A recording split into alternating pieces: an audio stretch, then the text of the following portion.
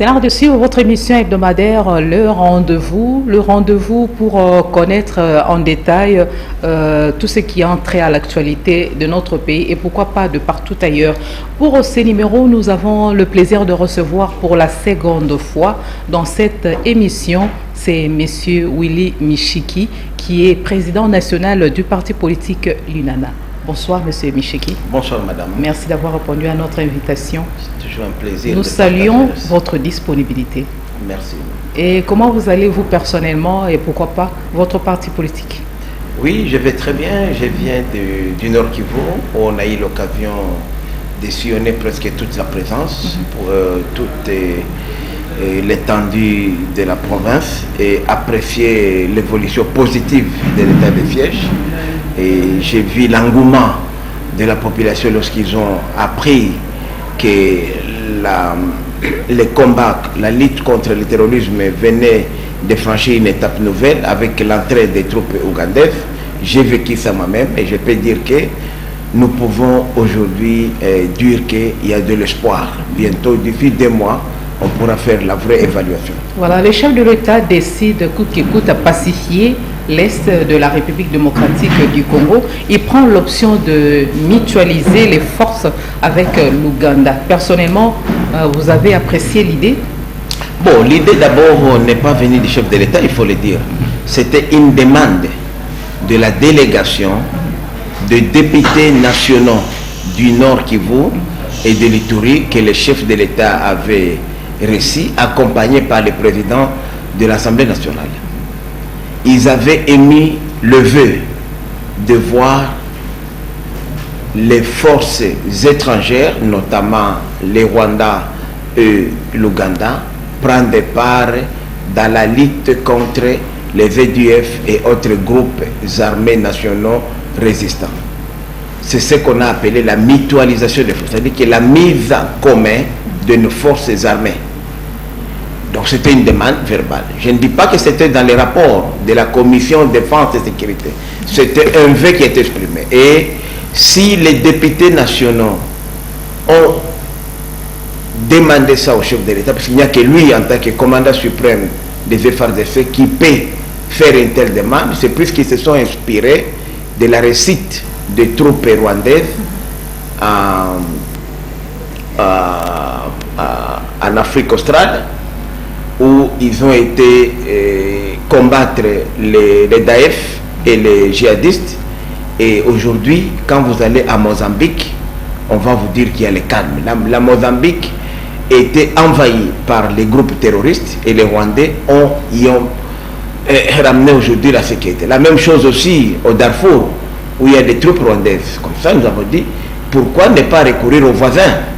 Et pour les cas d'espèce, les EDF constituent une rébellion contre les gouvernements ougandais. Ça n'a rien avec nous. Donc la présence des éléments de groupes armés ougandais ici chez nous ne se justifie pas. C'est pourquoi nous avons souhaité et salué le fait que les gouvernements ougandais viennent ici chercher ses concitoyens qui nous créent des problèmes. On a vu les Américains aller même en Afghanistan, en Irak, à plus de 20 000 km des États-Unis, chercher leurs ennemis. Alors nous, à fortiori, nous qui sommes des voisins à l'Ouganda. D'ailleurs, je vais vous faire une révélation, madame.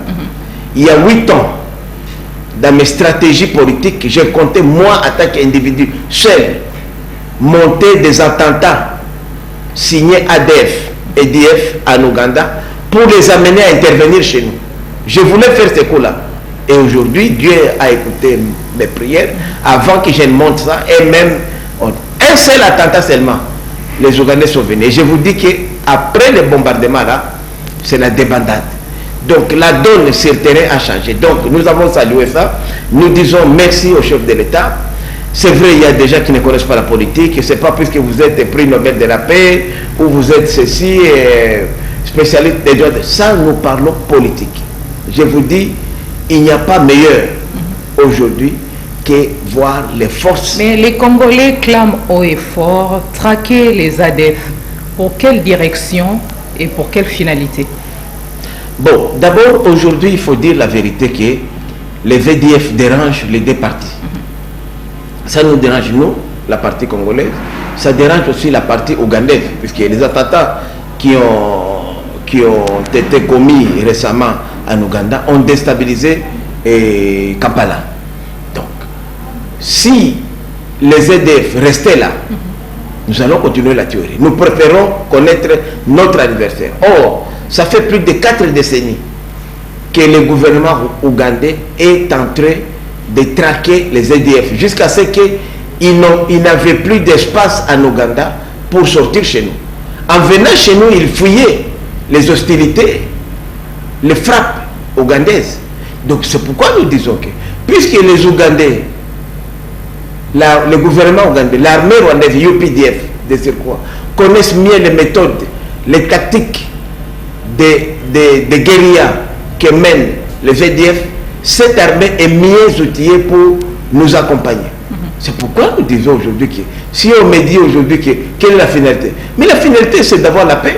Nous préférons, nous, avoir face à nos groupes armés qu'avoir face à un groupe armé qui n'est même pas opposé à notre gouvernement. Puisque si aujourd'hui, qui peut me donner les mobiles poursuivis par les EDF? Mais s'ils arrivent quand même à réussir le pari, à gagner, le pari est gagné, vous ne trouvez pas que les éloges seront orientés vers l'armée ougandaise qui est l'armée congolaise? Non, c'est-à-dire que d'abord il faut dire une chose, que la neutralisation des EDF aujourd'hui, ce n'est plus un problème de l'Ouganda, c'est le problème de la communauté internationale.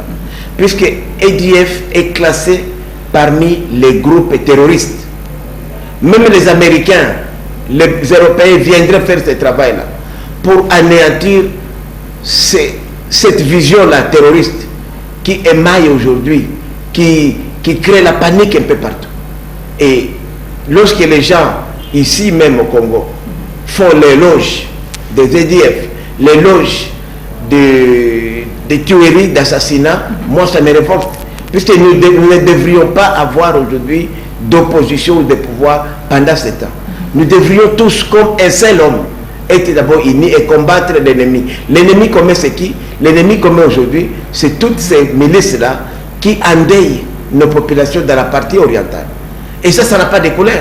Ça pourrait être Fayoulou, ça pourrait être Michiki, Tshisekedi ou Bahati ou qui serait là aujourd'hui.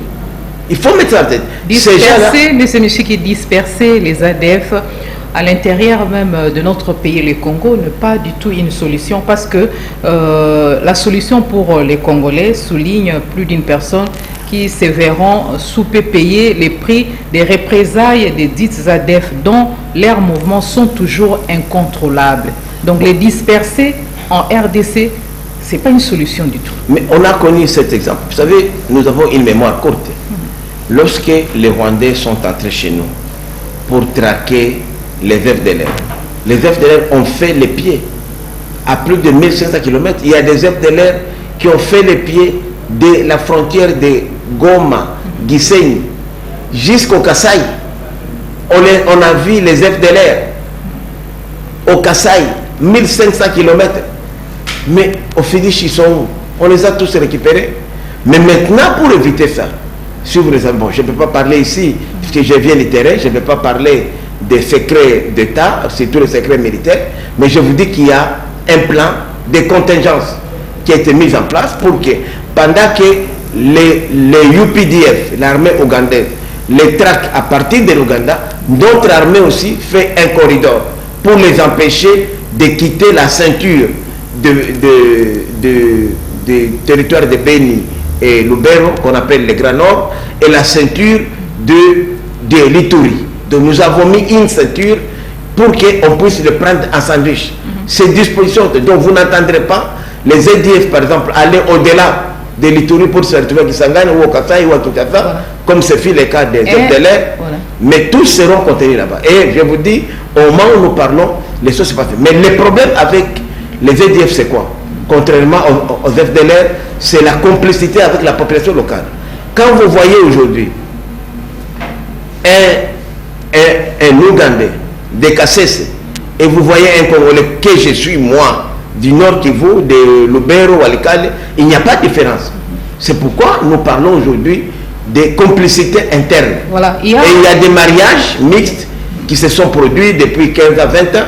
Ils ont eu des enfants qui sont ougandais, EDF, mais nés ici et grandis ici au Congo. Donc il faut faire la nette distinction à ce niveau-là. Il y a un notable de l'Est qui a semblé dire que nous avons besoin de la paix, d'où qu'elle vienne. Vous êtes d'accord avec ça? Bien sûr, puisque nous ne demandons que la paix. Aujourd'hui, quand vous demandez aux Irakiens, aux Afghans, ils vont vous dire que ce soit les Américains, les Européens, nous voulons la paix. Personne ne peut refuser la paix. Or, nous avons essayé par tous les moyens. On a mis l'état de siège, on a mis ceci, on a fait des opérations, Mbata ceci, Mbata 1, opération Mojaweto. Toutes ces opérations-là n'ont pas abouti à un résultat concret aujourd'hui. Nous pensons que cette fois-ci, comme eux-mêmes, les Ougandais viennent chercher les... Parce que nous, notre problème c'est quoi? Nous avons des groupes armés qui vont encore rester là-bas. Nous savons leur technique de combat, mais c'est humiliant pour nous de voir une opposition armée d'un pays voisin venir s'asseoir chez nous et commettre des tueries, des massacres chez nous, alors que cette opposition-là armée n'a pas de problème avec le gouvernement congolais. Quelle réponse donnez-vous à ceux qui pensent que la mutualisation de forces prouve à suffisance que l'état de siège a échoué? Non, la mutualisation des forces est sous commandement de l'armée congolaise. C'est l'armée congolaise qui dit, attention, ce n'est pas l'armée ougandaise, non. C'est l'armée congolaise qui fait les commandements. Les troupes ougandaises, les 1700 qui sont venus, qui seront bientôt, qui sont déjà ici, déjà à l'œuvre, oui, bien sûr, à l'œuvre, qui seront complétés par 300 autres pour faire 2000. Dans 2 mois, nous allons faire l'évaluation du bilan. Et je vous dis que dans 2 mois, il y aura une réduction drastique de la capacité de nuisance, non seulement des ADF, mais des autres groupes armés résistants. Mais attendons 2 mois, puisqu'ils viennent de commencer il n'y a même pas une semaine.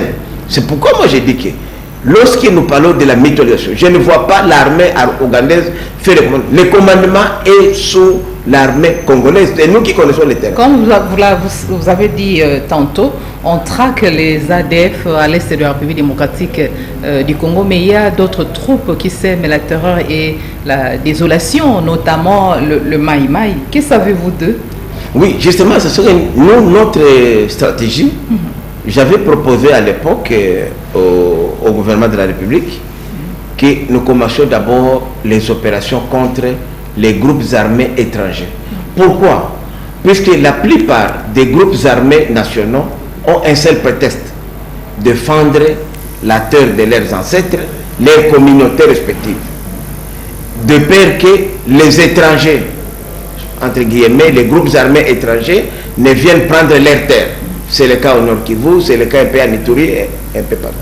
Lorsque ce prétexte-là est enlevé, ces groupes armés nationaux n'ont plus de raison. C'est pourquoi moi, en tant que notable, grand notable de Walikale par exemple, j'allais constater chez moi 90% des groupes armés chez moi à Walikale ont déposé les armes. Puisque je leur ai dit, mais vous n'avez plus besoin de prendre des armes. Puisque le gouvernement nous a déjà débarrassé des FDLR qui menaçaient chez nous. Et je dois dire que l'exemple de Walikale, c'est un exemple aujourd'hui. Que savez-vous de Maï Maï par exemple? Non, tous les Maï Maï d'abord ne sont pas mauvais, il faut le dire.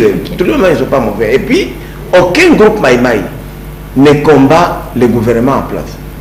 Ce sont plus des revendications locales. C'est nous les politiques qui essayons de récupérer ça d'une manière ou d'autre. Aucun groupe armé Maï Maï, avec tout ce que je connais là, une bonne centaine, n'a les ambitions de venir à Kinshasa et prendre le pouvoir. Même pas en province. Ce sont des gens, moi je crois, des jeunes gens qui n'ont pas eu accès aux études, à l'éducation, qui n'ont pas eu accès aux emplois, et pour vivre, ils doivent prendre des armes et faire le banditisme. Si aujourd'hui nous pouvons créer des activités lucratives, des occupations à ces jeunes gens-là, c'est pourquoi j'ai dit que le ministère du Travail, en collaboration avec d'autres organismes de l'État, a un travail. Ce n'est pas normal, moi ça me révolte quand je vois ce qui se passe aujourd'hui à l'ONEM. Vous allez à l'ONEM, on vous donne une carte de chômeur, et il y a des gens qui n'ont pas cette carte-là, qui obtiennent des boulots. Il y a des petits Libanais, des petits Indiens qui viennent ici, Ils amènent leurs frères comme dans des conteneurs ici. Ils leur donnent des boulots. Pendant que les Congolais sont là, ils n'ont pas de boulot. Et c'est comme ça que les Congolais qui n'ont pas de boulot, ils n'ont pas d'autres activités. À un certain âge, ils doivent vivre. L'unique activité qui puisse leur permettre de réunir les débuts du mois, c'est de prendre une arme. Donc, et c'est comme je dis que dans les programmes DDRCS, il faudrait envisager un mécanisme de façon que quand quelqu'un quitte et est démobilisé, il faut immédiatement lui trouver un travail. Nous avons par exemple les parcs aujourd'hui, ils sont en insuffisance de garde des parcs. Nous avons aujourd'hui, là où on peut aussi mettre les gens, dans le secteur agricole, dans le secteur des travaux de cartonnage des routes. Si ces gens-là, moi j'ai sondé, j'ai eu la chance... Avec la vision du chef de l'État, ça semble s'est matérialisé, mais ça s'est fait à pas de tortue. Non, le problème c'est que c'est maintenant à peine qu'on est en train de mettre en place les programmes. Et le chef de l'État a vraiment une vision. Quand on voit aujourd'hui la farine de maïs que nous consommons, produite par les chèques ici, les colonnes, mais c'est un exemple qui a resté. On peut à multiplier autant un peu partout. Pourquoi les DDR passés a échoué? C'est puisque d'abord, les gens qui étaient démobilisés, certains rentraient dans l'armée. Et quand vous prenez un bandit, parce qu'il y a la plupart sont des bandits, il faut le dire, la plupart, vous les ramenez dans l'armée, ces gens-là, ils ne vont rien produire. Ils vont continuer le banditisme. On ne peut accepter les recrutements de nouvelles unités dans l'armée comme dans la police nationale, que ceux-là qui se seront bien comportés dans les centres de démobilisation. Voilà. Monsieur Willy Michiki, vous êtes président de l'UNANA. Pour ceux qui ont pris les missions en cours, parlons de la mise en place intervenue dans les entreprises publiques, notamment en l'AGECAMIN. Oui, je dois dire que la mise en place en général, c'est vraiment une très bonne chose. D'abord, tous ceux-là qui critiquaient le chef de l'État, il a placé des Kassaïs. Il n'y a aucun Kassaïs qui a été nommé DG. Aucun Kassaïs. Pour leur couper leur campagne là d'intoxication, de tribalisme. Et là, je félicite le chef de l'État. De deux, lorsque vous regardez à la GECAMIN aujourd'hui, tous ceux qui sont là, que ce soit les DG, les DGA, sont des enfants maison de la GECAMIN. Vous allez à la DGRAD, Parfait Tabalas, il était directeur au Nord Kivu, il a écheminé jusque là-haut. Vous allez à la DGDA, la DG nommée, Madame Blandine, que je félicite d'ailleurs, Blandine Kawanda, depuis, elle a fait l'école ici, locale de douane, elle a évolué jusqu'au rang de directeur et aujourd'hui, ça fait plusieurs années que je la connais, elle est représentante de la DGDA à l'Organisation mondiale des douanes. Enfants maison. Vous prenez ces deux adjoints, que ce soit Jean-Louis, que ce soit Kabé, ce sont des enfants maison. Kabé, c'est directeur, et Jean-Louis Mawa, directeur adjoint, donc sous-directeur. Donc ce sont des enfants maison. Vous allez à la DGI, c'est la même chose. Donc c'est pour dire que la politique actuelle privilégie l'expertise. Vous allez à la GECAMIN, parce que vous avez parlé, mais c'est lui qui a semé l'intérim de la DG. Donc après Kamalukonde, comme DG, c'était lui le DG. On l'a seulement élevé au rang de l'autre. Vous prenez l'autre que les gens, j'ai vu dans les réseaux sociaux, l'attaquer, puisqu'il est Kassaï. Mais c'est un enfant maison. Même le PCA, c'est un enfant maison. Donc on a pris des enfants maison. Il n'y a que peut-être quelques administrateurs qui viennent de loin. Et dans la déontologie normale, le PCA c'est un poste politique. Vous trouvez que le départ de Albert Yuma a enchanté plusieurs Congolais? Non, d'abord il faut dire quand même qu'Albert Yuma a beaucoup de charges. Et en tant qu'être humain, je crois, lui-même doit être conscient. À un moment donné, Albert Yuma était président du conseil d'administration de la Banque centrale, président du conseil d'administration de la FEC, président du conseil d'administration de la GECAMIN. Papa, maman, même entre nous, comment il va diriger ces trois grandes boîtes? Je crois aujourd'hui lui-même doit avoir un ouf de soulagement. À tel point que je ne vois pas Albert Yuma aller dans les bureaux de PCA de GECAMIN, servir aussi la FEC, servir la Banque centrale. Donc aujourd'hui, il reste à la FEC. Puisque même à la Banque centrale, on l'a fait sortir, c'était la demande. C'était une des conditions que le FMI nous avait posées comme condition. Il faut faire sortir Deogracias Mutombo, Albert Yuma que les FMI considéraient comme des politiquement motivés et qu'il fallait mettre des technocrates. Vous rappelez-vous même que le chef de l'État, lorsqu'il a nommé dans le conseil d'administration, certains de ses collaborateurs, les FMI s'est opposé. On dit que l'homme, je parle bien d'Albert Yuma, l'homme a joué un grand rôle pour l'enrichissement du clan Kabila. Bon, c'est vrai, il faut apporter des preuves. C'est vrai qu'en tant que PCA de la GECAMIN, et un homme d'affaires important de ce pays, et ancien président du conseil d'administration de la Banque centrale, il connaît beaucoup de choses.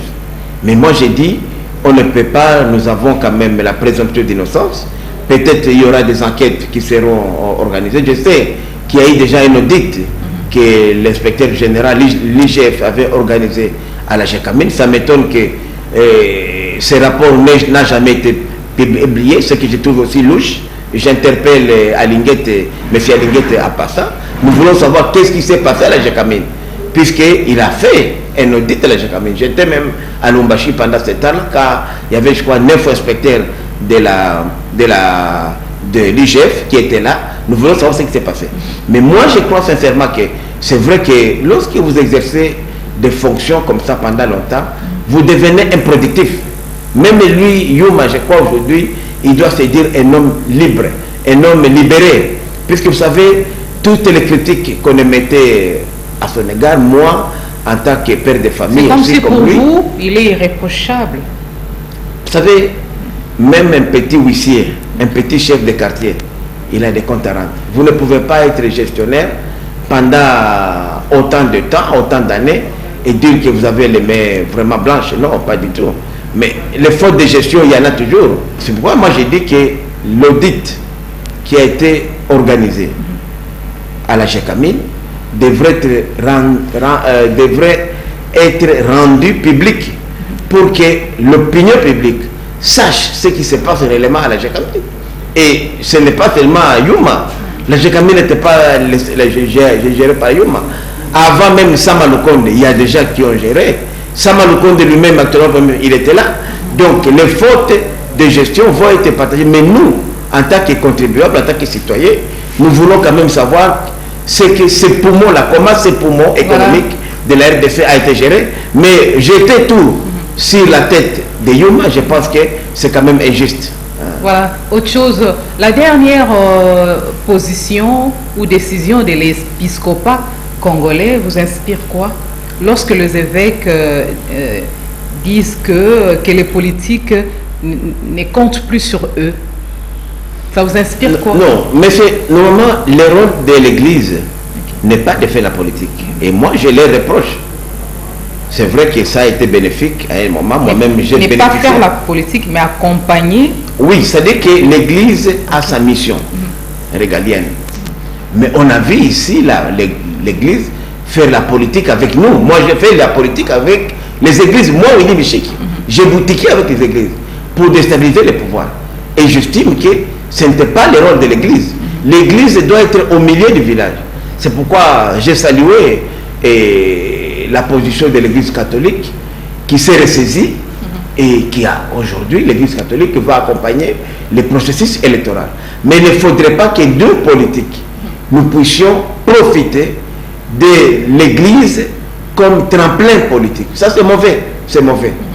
Et les laïcs chrétiens que nous sommes, nous devons distinguer notre combat, nous, en tant que laïcs, et le combat de l'Église qui est au milieu du village.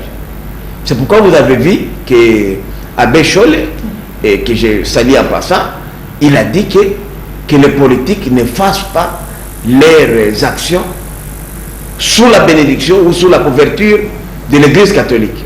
Ça, c'est un message clair. Et vous avez vu, depuis que l'Église catholique a pris cette position-là, suivie par SCC, on ne parle plus des fameux blocs antipatriotiques. Donc, ils ont eu raison de le dire. Alors que les laïcs peuvent continuer les activités politiques sans pour autant, parce que moi je suis laïque, je peux, laïque chrétien, je peux faire ma politique indépendamment de mon église. Mon église n'a pas d'influence sur moi. Mais lorsqu'on utilise l'église pour faire la politique, c'est ça qui n'est pas bon. Et je salue aussi dans la prêche même, dans l'homélie de Monseigneur Sikouli Melchizedek de Boutembo, dimanche ici, et 5 décembre, il a dit quelque chose de formidable. Il a dit que l'Église salue la volonté du chef de l'État d'accompagner les processus électoraux et que son diocèse de Beni Lubero va accompagner le chef de l'État, la CENI et son président. Il a signé Dédé Kadima pour qu'on puisse avoir de bonnes élections. Donc c'est une avancée importante dans ce pays. Il n'y a pas de gagnant, il n'y a pas de vaincu. C'est la RDC qui gagne, puisque ces conflits au sommet de l'État entre l'Église et l'État ne bénéficient à personne. On a vu ici avec les Maloula à l'époque, je me rappelle, on a vu avec les Mosengo.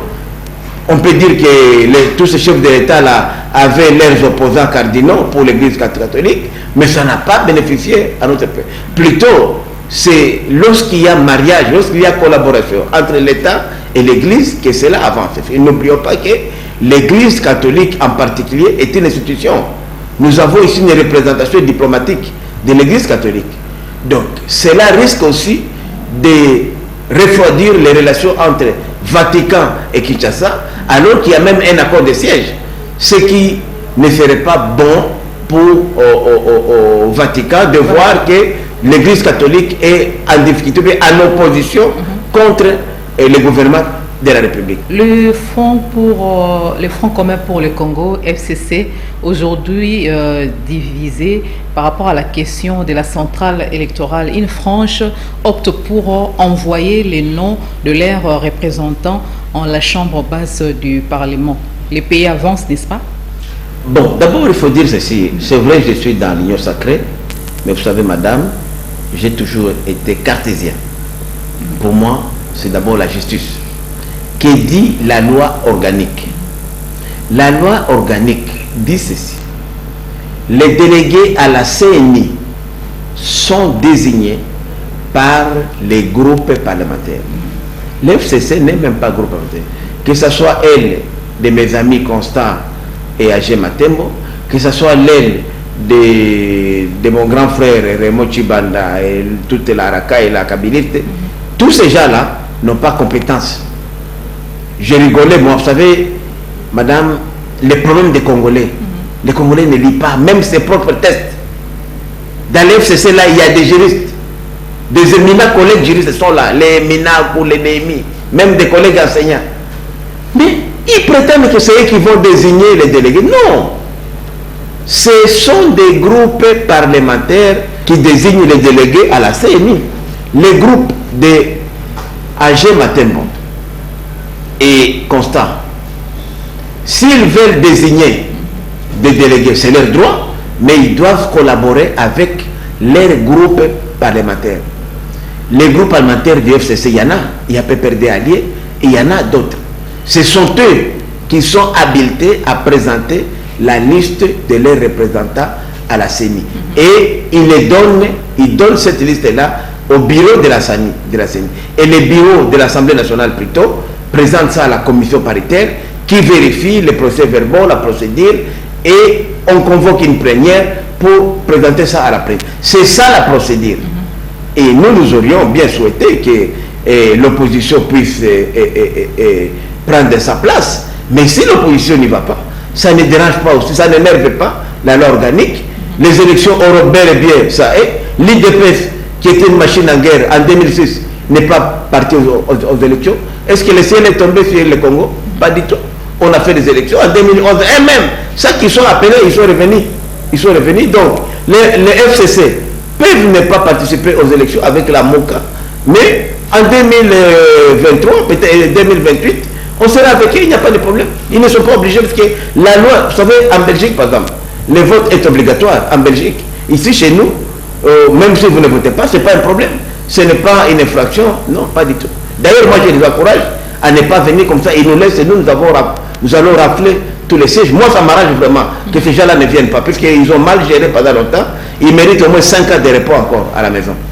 Voilà, espérons qu'ils seront là et ça. Non, j'aimerais vraiment qu'ils ne viennent pas. Moi, ça m'arrange vraiment qu'ils ne viennent pas. Pour qu'il y ait harmonie dans cette institution, c'est le peuple. Il faut à tout prix qu'ils soient là. Pas du tout, madame. C'est le résultat qui sera produit. Je vous dis, cette fois-ci, nous aurons les meilleures, on va organiser les meilleures élections. Et on ne peut les faire que ça. J'ai dit, pour qu'il y ait harmonie et respect des textes, c'est opportun qu'ils soient là. Non, j'ai peur que s'ils venaient, c'est pour troubler. Ils sont les bienvenus, mais s'ils venaient, moi je préfère, c'est mon avis personnel, je préfère qu'ils ne viennent pas. Il y a eu quoi qu'en la chambre basse du Parlement, les week-ends derniers, le speaker de cette institution a été insulté par un député. Avec quel état d'âme vous avez suivi la scène? Bon, il faut dire d'abord que Dely, c'est un ami, mais je ne l'ai pas reconnu. Vous savez, c'est vrai, lorsqu'on parle de la délinquance, ce n'est pas une insulte de la délinquance. Mais il y a des mots parfois qui sont incompris, qu'il ne fallait pas utiliser. Lorsqu'on traite un budget de l'État des délinquants ou des pratiques du gouvernement de délinquance, c'est la frise. Il ne gire sans pour autant le dire. Il y avait d'autres mots appropriés. Comme c'est le président de l'Assemblée nationale, qui est la première autorité budgétaire, c'est lui qui c'était à lui de rappeler son collègue Dely Sesanga à pouvoir retirer ces mots-là.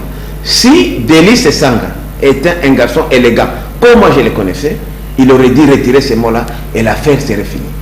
Mais il a voulu, lui, persister dans les mal. Vous savez, le problème de nous, êtres humains en général, c'est que nous ne sommes pas humbles. Jésus, fils de Dieu, était humble. Il a même accepté qu'on puisse ligoter. Il pouvait jeter déjà la par terre. Il pouvait s'opposer, résister. Mais il a été humble puisqu'il fallait accomplir une mission. Moi, je crois que Dely Sesanga devrait présenter ses excuses. Retirer les mots de délinquance. Même si les mots de délinquance, ça fait partie d'infractions, hein, des droits communs. Mais si c'était mal interprété, même si les autres n'ont pas pris ça comme ça, mais par élégance politique, ils devraient retirer ça. Et je suis sûr que... Vous ne trouvez pas que le député a fait ça à dessein? Il veut attirer l'attention sur lui, ou il y a quelque chose de caché? Il n'y a pas anguille sur roche? Non, ce qui est vrai, c'est qu'il est frustré.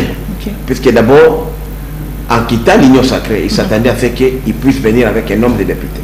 Aucun député ne l'a suivi. Donc, il a été désavoué par son parti. Alors, son combat, c'est quoi aujourd'hui? C'est de pouvoir humilier ou montrer qu'il peut aujourd'hui fragiliser le gouvernement. C'est un combat noble, je dis, c'est de bonnes guerres. Mais pour faire ce combat-là, il y a quand même un minimum de respect. Surtout lorsqu'on vous donne la parole dans un hémicycle aussi respectueux que l'Assemblée nationale, il y a des mots qu'on ne prononce pas quand on est au plétoire. Et c'est là où je crois que Dely a commis peut-être l'erreur. Moi, j'estime que c'était une erreur. Puisque s'il avait présenté ses excuses, il n'y aurait même pas de débat. Mais lui, en rétorquant à celui qui fait la police de débat, ce n'est pas même dans les règlements intérieurs. C'est pourquoi aujourd'hui, Dely, conformément au règlement intérieur, il doit être mis à la commission des disciplines ou la commission des sages, et éventuellement, il peut même être suspendu et ses émoluments pouvaient même être bloqués. Donc c'est ça, vous trouvez qu'il faut des sanctions à l'endroit du député? Tout à fait, tout à fait. Tout à fait, les preuves sont là. Il est lui-même juriste. Il sait qu'il a commis une faute. Et puis, si lui n'avait pas répondu au président, et il est allé même, il a fait même une interview en sortant, au sortir du palais du peuple, où il a traité le président de voyou. C'est une insulte publique. Tu traites quelqu'un de voyou, mais au Congo, quel que soit son rang. Au Congo, apparemment, les élus du peuple sont de moins en moins sanctionnés. Ça sera une première dans l'histoire. C'est ça le problème ici. Vous savez, ça c'est un cas de flagrance. En principe, il devait être arrêté là-bas. Il a violé, je crois, l'article 70 du code pénal congolais. Il est juriste, il sait de quoi il parle. C'est une insulte publique qui est punissable, je crois, de 8 jours à 30 jours. Et même de 8 jours à 60 mois. Et assorti même des amendes. Donc, ce que moi, j'estime aujourd'hui, et je voudrais demander à mes collègues, nous pouvons faire la politique, mais lorsque nous faisons la politique, nous n'avons pas une immunité. On ne peut pas violer les lois parce que tu es député, tu es politicien. Non. En principe, on devait se saisir de Dely Sesanga lorsqu'il a traité le président de voyou.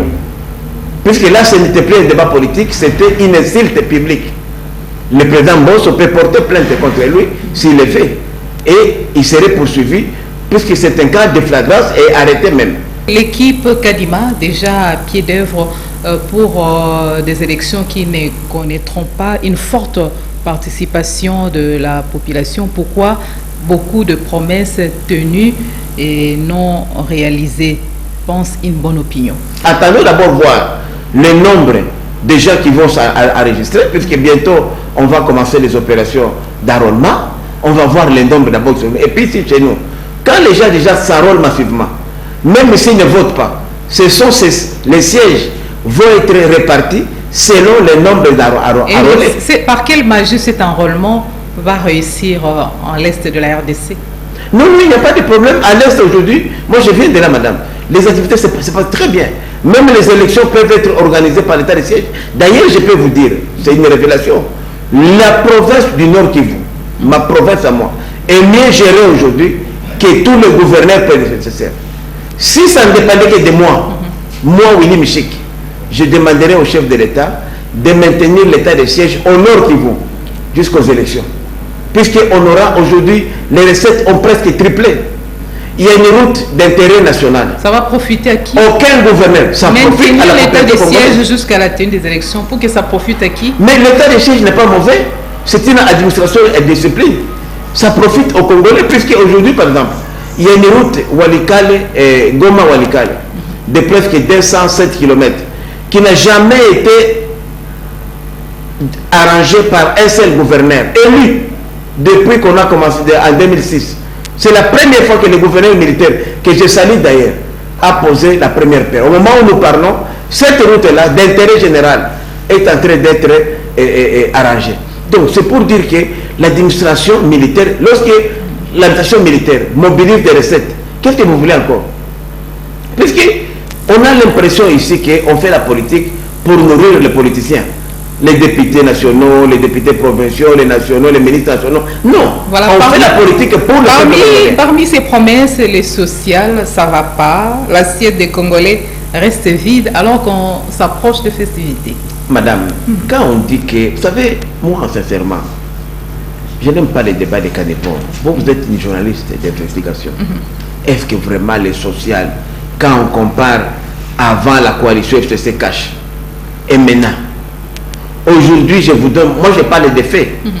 Ça a eu de répercussions sur le panier de la ménagère, vous pensez? Bien sûr, madame, mais c'est un processus. Aujourd'hui, mais comment ça, M. Michiki, les Congolais ne mangent pas toujours à leur faim? Mais moi, j'ai mangé, vous avez mangé combien? Qui sont ces Congolais-là? Dites-moi seulement un seul Congolais qui est décédé de faim. Aucun. Dites-moi un Congolais qu'on a filmé qui est victime de kwashiorkor puisqu'il n'a pas bien mangé. Ça sont des histoires, moi, sincèrement. C'est comme si, quand les gens disent ça, je me dis qu'ils habitent dans le même Congo que moi. Non, mais là, monsieur, excusez-moi, là, vous faites l'ironie. Il faut vous rendre dans des coins et recoins de la capitale. Est-ce que ça a commencé aujourd'hui? La capitale, non, la misère a commencé aujourd'hui. Cette réalité. Mais est-ce que la misère des Congolais a commencé aujourd'hui? Mais nous prenons les... C'est depuis 18 ans de Kabila. Avec l'arrivée de ces régimes qui prônent les changements, tout doit changer, surtout commencer par le social. Madame, le changement est parce que le chef de l'État parlait du peuple d'abord. Le gouvernement qui est aux affaires aujourd'hui, notre gouvernement de Warrior, n'est au pouvoir que 7 mois. 7 mois, c'est un petit bébé de 7 mois. Mais dans les 7 mois-là, avec les mêmes gestionnaires presque qui étaient là avant, nous avons aujourd'hui atteint des assignations budgétaires dans les régies financières, plus de 550%. Nous avons des réserves d'échange aujourd'hui de plus de 3,7 milliards. Ce n'est plus 3,3, 3,7 milliards. Au moment où je vous parle, une entreprise comme la CNCC, je vous donne ça. Essayez un peu d'expliciter. Qu'est-ce qui empêche que dans 7 mois, comme vous avez parlé, qu'il puisse y avoir du courant électrique dans l'ensemble de la RDC? Qu'est-ce qui empêche que les routes soient réhabilitées? Voilà. dans l'ensemble du pays, qu'il y ait des routes annexes.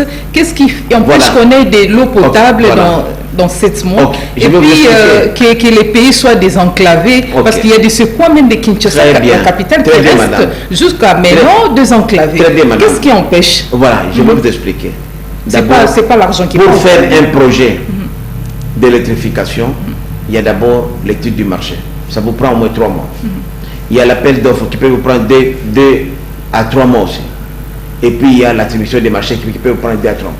Déjà, comme je vous dis là, dans 8 mois, j'allais ajouter, et pour faire venir les bateaux de pêche modernes au Congo, qu'est-ce qui empêche que ça soit faisable dans 2 ans? Oui. Non, moi je vous dis, je vous cite ici, pour qu'un projet initié commence à avoir un débit d'exécution, il nous faut au moins 7 mois, 8 mois. C'est la durée même du gouvernement. Les chercheurs que vous voyez aujourd'hui à Matadi arriver, on a créé ici le gouvernement. Vous aurez 2700 tonnes. Qui n'arrivent pas jusqu'à Matadi, mais pas à Kinshasa. Mais ça va quitter Matadi pour arriver ici, bien sûr. Il faut des moyens, il faut la logistique. Madame, les projets maintenant, comme vous avez dit exactement, pour commander un bateau de pêche, les bateaux de pêche ne viendront pas par avion, il faut les fabriquer. Ce sont des bateaux neufs que nous allons commander. La fabrication prend peut-être 1 année. La commande pour payer peut-être 1 mois, 2 mois, pour que le bateau arrive ici. Donc, il faut attendre, il faut donner du temps. Moi, je crois que les Congolais doivent comprendre que tout ce que nous avons connu là, mais les Congolais pensent que les différents voyages du chef de l'État ont envie de solliciter les investissements, ça devait quand même répondre à ces grands besoins. Mais ce que nous vivons aujourd'hui, mais c'est ça. On a dit le chef de l'État sillonne partout. Voilà. Mais la fréquentation aujourd'hui du Congo, vous savez les projets, allez au ministère du Développement Rural, regardez ce qu'ils sont en train de faire dans les projets, avec le financement de la Banque mondiale et de la Banque africaine de développement au Bandung, l'agriculture. Vous allez au Kasaï, regardez aujourd'hui combien de puits d'eau qu'on est en train de faire un peu partout. Regardez au ministère aujourd'hui, par exemple, CNSS aujourd'hui, qui a augmenté les salaires de ses agents à 70%. Les mots payés à la CNSS, c'est $1000. Aujourd'hui, il a $1700. Ce n'est pas le social, ça. Alors que l'argent que les gens payaient, les contribuables payaient, était bouffé par les employeurs. Donc c'est la volonté de l'homme, c'est la vision Fachi. Mais la vision Fachi est encore au niveau national. Il faut que cette vision-là soit transcendée en bas. Voilà, merci beaucoup, William Michik. Une toute dernière question. La justice fonctionne à 1000 vitesses. Tantôt Willy Bakonga libéré, tantôt il va retourner en prison. On ne comprend plus rien et la population trouve que est dans la confusion. La population est dans la confusion par rapport à cette réalité. Bon, d'abord, il y a ce qui est vrai. Vous savez, le droit congolais est un droit écrit. Et il est dit que lorsqu'il y a une commission de grâce présidentielle, il y a plusieurs partis qui se réunissent. Et on fait la proposition au chef de l'État par les ministres de la Justice. Et dans la proposition qui aurait été faite au chef de l'État, les noms de Willy Bakonga, en fait, on ne donne pas de noms, on donne les critériums.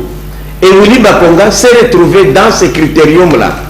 Lorsque le directeur de la prison, il a reçu l'ordonnance présidentielle de mesures de grâce, il a trouvé que Willy Bakonga, condamné pour 3 ans, était éligible à la grâce présidentielle. Le pauvre directeur de la prison l'a libéré. Pourquoi s'attaquer seulement à Willy Bakonga? Il y a des centaines de Congolais qui ont bénéficié à ça. Vous savez, il ne faut pas politiser la justice. Et s'il y a eu erreur, mais l'erreur va bénéficier à Willy Bakonga, le président ne va plus changer. Quelle erreur? Erreur monumentale. Non, mais moi je dis s'il y a eu erreur, il n'y a pas erreur. Puisque la grâce présidentielle, c'est la volonté du chef de l'État. Voilà. Il peut gracier qui il veut. Même Vital Kamerhe aujourd'hui peut être gracié à condition qu'il ait épuisé toutes les voies de recours. En guise de message suite, vous avez décidé un message particulier. Oui, je voudrais seulement dire aux Congolais et Congolais que, en tout cas, nous allons bien fêter les fêtes de fin d'année. Il y a beaucoup à manger. Le chef de l'État a pensé à ça. D'ailleurs, je ne vais pas anticiper son discours du 13 décembre, mais je dis qu'il y a beaucoup de choses qui vont être annoncées. Donc, nous remercions le gouvernement de Warrior pour avoir pensé à nous, à envie de bien fêter cette année et qui va consacrer, puisque l'année prochaine va déjà consacrer les débuts même de l'année électorale, puisqu'il nous restera seulement une année et demie presque avant de commencer la campagne électorale. Voilà, merci. C'est la fin de cette émission. Antenne A vous remercie, vous, fidèles spectateurs, énormément de l'avoir suivi. Pour ceux qui ont pris l'émission en cours, la rediffusion, c'est demain à 12h30. Vous désirez participer en votre émission Les Rendez-vous, n'hésitez pas à appeler au 081 94 95 181. Vous serez bienvenue sur ce plateau de la chaîne de référence Antenne A. Il me reste qu'à vous souhaiter une très belle soirée à tous et chacun.